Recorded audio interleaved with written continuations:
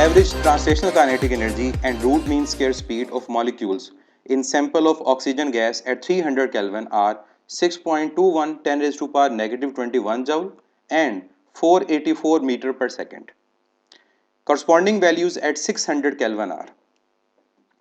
अब हमारे पास जो यहाँ पर क्वेश्चन है वो डेटा देखें क्या है कि हमें दो चीज़ें गिवन है, एवरेज ट्रांसलेशनल काइनेटिक एनर्जी की वैल्यू और इसके अलावा रूट मीन स्क्वायर की वैल्यू।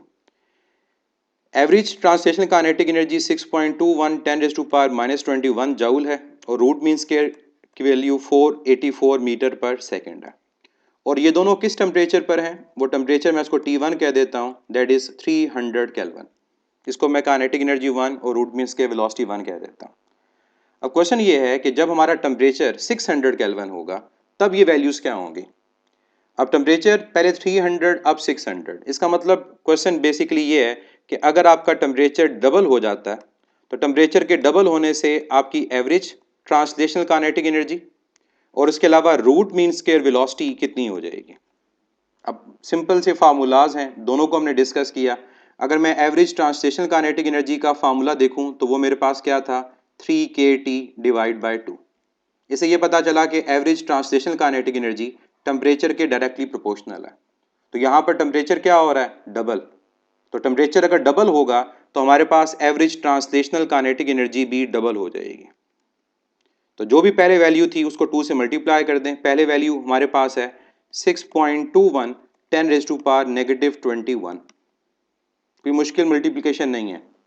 6.2 को 2 से मल्टीप्लाई करें 12.4, तो ये आ गया 12.4 10 रेज़ टू पावर -21 जूल। दो ऑप्शन में ये वैल्यूज हैं, एक अल्फा में ये वैल्यू है और इसके अलावा डेल्टा में ये वैल्यू है। तो पता चल गया अल्फा या डेल्टा में आंसर होगा।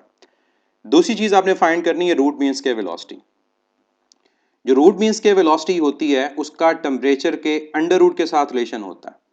आपको फार्मूला याद होगा 3kT/m। तो रूट मीन स्क्वायर वेलोसिटी का टेम्परेचर के अंडर रूट से अगर रिलेशन है तो यहाँ पर अगर टेम्परेचर आपका डबल हो रहा है तो रूट मीन स्क्वायर वेलोसिटी हमारे पास √2 टाइम्स हो जाएगी। अब √2 की वैल्यू आपको पता है क्या होती है, √2 होता है 1.4 और पहले रूट मीन स्क्वायर वेलोसिटी कितनी है, 484। तो 484 को आपने 1.4 से मल्टीप्लाई करना है, आपका आंसर आ जाएगा। अब मल्टीप्लाई करके देखते हैं क्या आंसर आता है। मैं 484 को मल्टीप्लाई करूंगा 14 से, 4 इंटू 4 16, 8 इंटू 4 32, ये 33 हो जाएगा। 4 इंटू 4 16 प्लस 3 19, 4 8 4 6 7, 9 प्लस 8 17, या के बाद 6 7 7 6। अब डेसिमल को मूव करवाएं, डेसिमल यहाँ था, डेसिमल यहाँ से यहाँ मूव हुआ तो बेसिकली 677 अप्रॉक्सीमेटली मैं लिखूंगा 678।